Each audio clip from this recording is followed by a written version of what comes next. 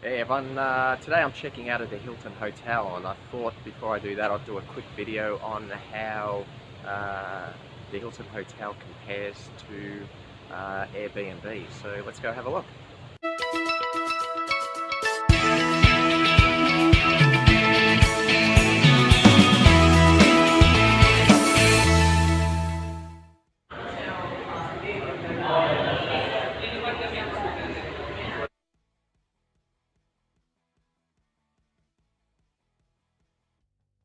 Okay, I've got the king size bed, which I've had a crack at making this morning, just practicing my Airbnb skills. That probably won't convince anyone that that bed hasn't been slept in. Uh, got your side table,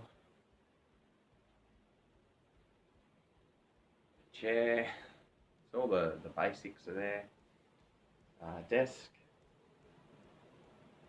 television, looks like a 45 inch, and then the standard bar fridge sort of setup. Some drinks that you pay $5 for, and a little bit of a coffee maker. I'll just come through to the bathroom. One thing, they do provide plenty of towels, but you know, it's kind of small. I don't think this is anything too elaborate in here. A couple of towels, etc. Now, I just wanted to give some of my thoughts on what I see from travelling around, the differences between a lot of the Airbnbs that I've stayed in and the hotels I've stayed in. The first one is the check-in process. For Airbnb, the check-in process mostly has been pretty good. You know, you get your booking, they'll send some information for a remote check-in. They'll have a set of instructions to a keypad or a key lock. Put in the numbers, get the keys, or it opens and you're in. Now, the next thing I noticed when I come to a lot of the hotels is actually the lighting. For instance, I've come into here and I've hit one light, it's turned on one small light near the entrance, but the rooms seem to always stay quite dark. Now, I don't know if there's a reason for that, maybe if it's to hide dirt or dust or something, or it's, you know, these places are, you know, spend a lot on market research and that type of thing, but that surprises me how little light there is. I've basically got the window fully open in terms of the shade, and it's still quite dark in here. If I want to add more light, I've got basically 4 lamps to add, so yeah, I'm not sure the reason for that. Now, the other thing I found is the actual technology in the Airbnbs that I've stayed at is far superior to the technology that's been in the hotels. For instance, coming into here, it was difficult to find somewhere to charge the phone, to find a good power point, that type of thing. I had to actually pull some plugs out to get the phone charging, had to make sure I had the right connections, the adapters, that type of thing. Whereas the Airbnbs I've stayed in, the hosts have been really thoughtful in that area, and I've done the same thing with mine. In terms of the power switches, I've had those all replaced and USBs added as well. So wherever there's a power point, you can plug your USB and get your iPhone or your Samsung charging up, or your other mobile devices. And here, the TVs tend to be around the 45 inch, whereas the Airbnbs have really gone up. I won't say overboard, but some of these have got, like, I know I've got 55 inch in some of mine, but some of these TVs have been like massive TVs, like maybe 50, minimum 55 inch, all coming with, you know, either Netflix or Hulu or one of the other Sling TV or one of these other ones, where the hotels are sort of a little bit lacking in that area, and I can imagine why. I mean, this is 6 floors of, I don't know how many rooms are in this hotel here. It could be up to, I don't know. I'll have to find out. Now, the other major thing is with the Airbnb, you get a kitchen or a kitchenette if you want to do your own cooking, that type of thing. You also come in. A lot of the hosts provide great treats, snacks, maybe some condiments and things for breakfast, fresh milk, juice, bagels, that type of thing. It's really quite a different experience. The Hilton, as much as I love it, you come in, you can make your own coffee.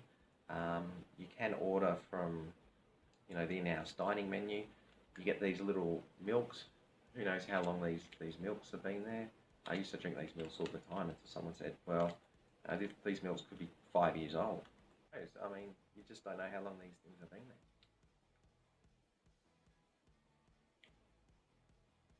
there. Yeah, so that's another huge difference that I've seen between the hotels and the Airbnbs.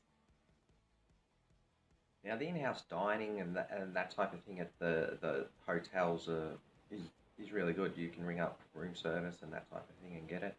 They don't have the kitchen, as I mentioned earlier. But even if you're away with Airbnb, you don't always want to be cooking for yourself. It's good to have that option. Um, Now, what I've noticed with some of the Airbnbs now, they will actually have in the guest book some local restaurants and that type of thing. And then with services around like Grubhub, Deliveroo, and these food delivery services, um, your Airbnb guests can pretty much get that. They can order up, some basically the equivalent of room service, but from all the best restaurants in your area. So that's something that you might want to think about putting into your guidebook. That's one thing I'll be doing. Now, a real pain point that the hotels have a big advantage over Airbnbs is storage. Storage and early check-in, things like this. I know I'm often getting requests of, can I check in early? And I just can't do it because I've already got guests in there. Or, if we can't check in early, can I get my bags stored?